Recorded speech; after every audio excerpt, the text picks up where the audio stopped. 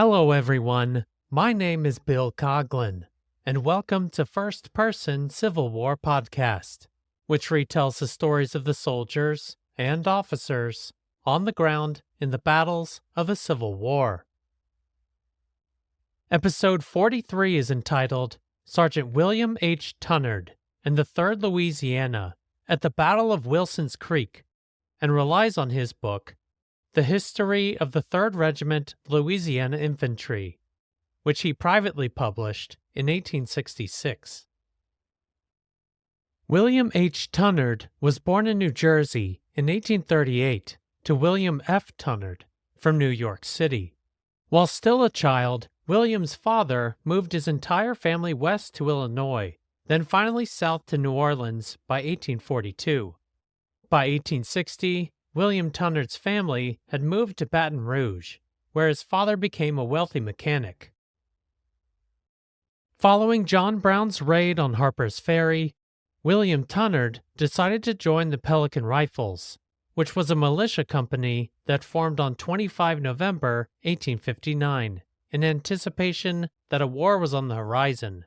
After the firing on Fort Sumter, the Pelican Rifles, as an entire company, answered the governor of Louisiana's call for volunteers to travel by any means to New Orleans and form into regiments. Upon arrival at New Orleans, William Tunnard and his company joined approximately 3,000 men who had also heeded the governor's call. On 17 May 1861, the Pelican Rifles, 87 men in all, mustered into Confederate service as Company K in the 3rd Louisiana. William H. Tunnard received the rank of sergeant, and his older brother Fred received the rank of second lieutenant, also in Company K. What became commonplace in regiments both north and south was the presence of family members within the same regiments, and the 3rd Louisiana was no exception. Lieutenant Colonel S. M. Hyams, the second in command, had 3 sons in the regiment. There was also Major William F. Tunnard, father to William and Fred, who held the 3rd highest rank in the regiment. Once fully formed, the 3rd Louisiana had a strength of 1,085 men and departed for Arkansas after officially entering Confederate service. The regiment traveled by boat up the Mississippi and Arkansas rivers until they arrived at Fort Smith on 7 June. Here, the Louisianans were assigned to McCullough's brigade, commanded by Colonel James M. McIntosh, of the Western Army, commanded by Brigadier General Benjamin McCullough. The state of Missouri was a microcosm of the greater national divide between North and South. Missouri was a slave state, but many within its borders did not want to side with the South. As previously highlighted in an earlier episode, the state of Missouri furnished both Union and Confederate regiments, and the geographical position as a border state meant that it was seen to some of the first offensive moves by both sides. At the outbreak of war, the state of Missouri declared armed neutrality, and the State General Assembly formed the Missouri State Guard to act as a force to defend the state of Missouri from both Union and Confederate forces. Following the Camp Jackson affair, highlighted in Episode 41, the Union Army and the state of Missouri signed the Price-Harney Truce, named after the 2 assenting military commanders, which essentially placed the city of St. Louis under the control of the Union Army, while the Missouri State Guard controlled the rest of the state. The truce would not last, however, as the Missouri State Guard coordinated with the Confederate government for aid, and the Union Army, after gaining knowledge of this, fought several skirmishes with the Missouri State Guard. As these sides skirmished, the Missouri State Legislature was forced to depart Jefferson City, the state capital. By late July, the Union-leaning Missouri Constitutional Convention, formed by special election in February 1861, reconvened, voted against secession, and declared the governor's seat held by the Confederate-leaning Claiborne Fox Jackson and the state legislature vacant. On 1 August, Governor Jackson and a rump session of the Missouri legislature, now both in exile in southwest Missouri, passed an ordinance of secession. After being pursued by Brigadier General Nathaniel Lyon's Army of the West, the Missouri State Guard encamped at Cassville, approximately 20 miles from the Arkansas border. It was here in late July that Sergeant Tunnard, the 3rd Louisiana, and the entire Confederate Western Army linked up with the Missourians. On the 29th, reached Cassville, where the regiment was greeted by the wildest enthusiasm by the Missourians.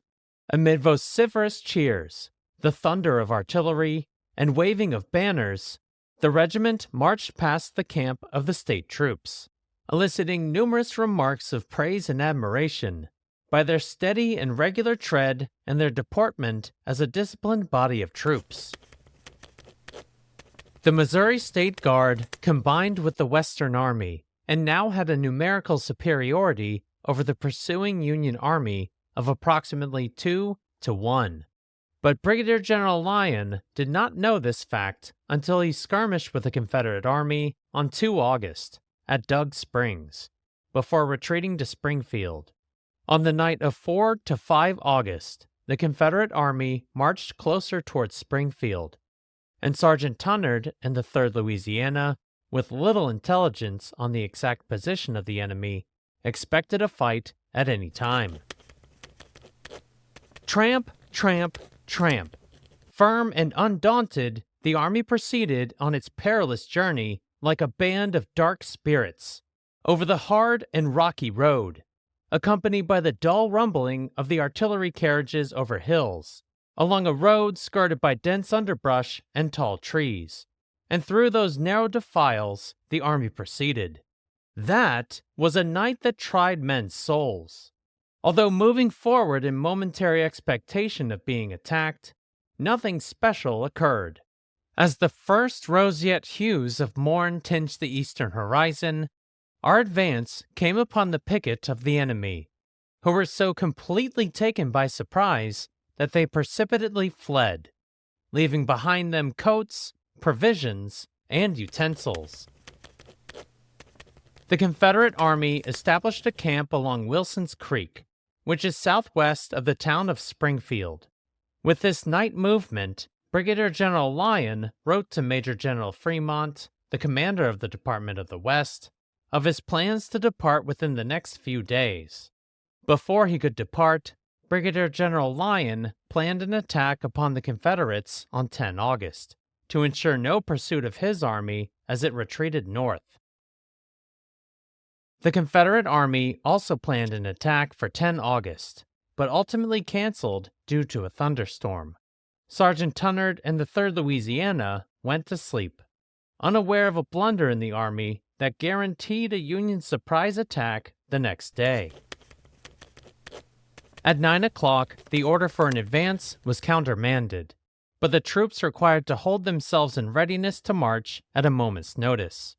The picket guards had been recalled so as to be ready to march with their respective commands, and in expectation of momentarily receiving marching orders, the different regimental commanders objected to sending them out again. The Union Army of the West, despite being outnumbered, split in two, and on 10 August advanced upon the Confederate camp from the north and south. Sergeant Tunnard and the 3rd Louisiana witnessed the opening of the fight from a distance, and quickly formed in line of battle. Scarcely had they formed in line ere McCulloch dashed up, furious with excitement and rage, and shouted, "Colonel, why the hell don't you lead your men out?" The question was not repeated. As the regiment began to move into position, a puff of smoke arose from a clump of trees northwest of our position, followed by another, accompanied by an ugly scream of shot, and their sudden, dull thug into the ground. This was the 2nd U.S. Artillery, but the battery was too far away for the 3rd Louisiana to directly engage, as the 1st U.S. Infantry, commanded by Captain Joseph B. Plummer, formed in their front. The battalion was pushed forward rapidly, and soon the enemy opened on us from the left. But his fire was light and easily quelled. Our advance was in the direction of the enemy's battery, on the hill opposite Lieutenant Du Bois's battery, with the intention of storming it should the opportunity offer. This was observed by the enemy, and a large force was accumulated in our front and on our left flank, and our forward progress was checked. Not all terrain at the Battle of Wilson's Creek was advantageous for regiments to maneuver, and Sergeant Tunnard and the 3rd Louisiana had to form a marching column as they advanced toward the Union Army. As the regiment advanced through the dense undergrowth towards the open field, a terrible and scathing fire was opened on them by nearly double their numbers of U.S. regulars, the flower of General Lyon's army. The regiment rapidly wheeled into line of battle, each company taking its position with prompt celerity. Numbers of the men had already fallen. Despite getting into position, Sergeant Tunnard and the 3rd Louisiana had difficulty engaging the 1st U.S. Infantry, as they had to cross terrain on the western bank of Wilson's Creek. The enemy were securely posted behind the fence, while our position behind the bushes rendered it almost an utter impossibility to obtain a good view of them, even by our coolest and clearest-sighted marksmen. Seeking every possible protection and shelter, the fight was maintained with a stubborn and determined valor. Not a stone's throw from each other, these lines of men, composed of old regulars and a virgin volunteer regiment of Louisianans, were combating each other with dogged obstinacy. Men were dropping all along the line. It was becoming uncomfortably hot, when Captain McIntosh dashed along the line shouting, "Get up, Louisianans, and charge them! Do you all wish to be killed?" The 3rd Louisiana's charge was successful in dislodging the Union regulars from the fence, who reformed closer to the same artillery pieces that had already opened upon Sergeant Tunnard and his comrades. Under the combined musket and canister fire, the Louisianans were forced to retreat, and reformed behind the shelter of a hill. The Union plan of attack at Wilson's Creek was a double envelopment, or a pincer movement, from the north and south upon the Confederate camp. Brigadier General Lyon commanded the northern pincer of 3 brigades, which arrived on the field first. Shortly afterward, Colonel Franz Sigel's southern pincer of 1 brigade formed and saw initial success advancing upon the Confederate rear, which consisted of cavalry. As Colonel Sigel's men advanced, Confederate leadership turned to Sergeant Tunnard and the 3rd Louisiana to march to the relief of the cavalry. The officers immediately began to form the regiment, which had become much scattered in their precipitate retreat, when General McCulloch rode up to the right of the line and, after making some inquiries and remarks, said, "Come on, my brave lads! I have a battery for you to charge, and the day is ours." The men followed the leadership of their brave general with steady, regular tread along the valley, crossing around the base of the hill, over the creek, that is, Wilson's Creek, where the road took an abrupt turn westward and ascended a precipitous rocky hill, to the left of which was posted Sigel's battery. As Colonel Sigel's brigade advanced to the Sharp Farm, he noticed that the constant roar of artillery and musketry from the north had all but ceased. With such a distance between the northern and southern pincers, these two formations could not communicate with each other. While the 3rd Louisiana rushed to the south, Colonel Sigel made a critical blunder. At this time, and after some skirmishing in front of our line, the firing in the direction of the northwest, which was during an hour's time roaring in succession, had almost entirely ceased. I therefore thought that the attack of General Lyon had been successful, and that his troops were in pursuit of the enemy, who moved in large masses towards the south, along the ridge. It was reported to me by Dr. Melchior and some of our skirmishers that Lyon's men were coming up the road. Lieutenant Colonel Albert of the 3rd and Colonel Solomon of the 5th notified their regiments not to fire on troops coming in this direction, whilst I cautioned the artillery in the same manner. At such an early time in the war, not every regiment held to the blue uniform of the Union or gray uniform of the Confederacy. The 1st Iowa Infantry of the Northern Pincer wore gray uniforms, and this was the suspected regiment marching toward Colonel Sigel's men. But it was not the case. Sergeant Tunnard and the 3rd Louisiana, by sheer luck, were mistaken for a Union regiment. The men scaled the rocky hillside and came abruptly upon the enemy's guns. With loud huzzas, they rushed upon the battery, sweeping it at the point of the bayonet, ere the amazed foe could recover from their astonishment. They fled into a cornfield and along the road in the rear of their lost battery, with the victors in close pursuit. The charge of Sergeant Tunnard and the 3rd Louisiana successfully routed Colonel Sigel's brigade. Once the regiment reformed, the Louisianans were called upon yet again to march north, with orders to take the artillery pieces that opened upon them at the beginning of the fight. As the regiment deployed in line of battle for a 3rd time, the Union Army was in full retreat, and the Battle of Wilson's Creek ended. Sergeant Tunnard was present with the 3rd Louisiana at the Battle of Pea Ridge. In the wake of that battle, the regiment reorganized, and William H. Tunnard became a commissary sergeant for the regiment until it surrendered at Vicksburg on 4 July 1863. William H. Tunnard privately published his book, The History of the 3rd Regiment Louisiana Infantry, in 1866.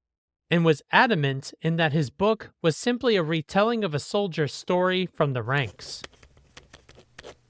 That truth is stranger than fiction is an axiom as correct as it is trite.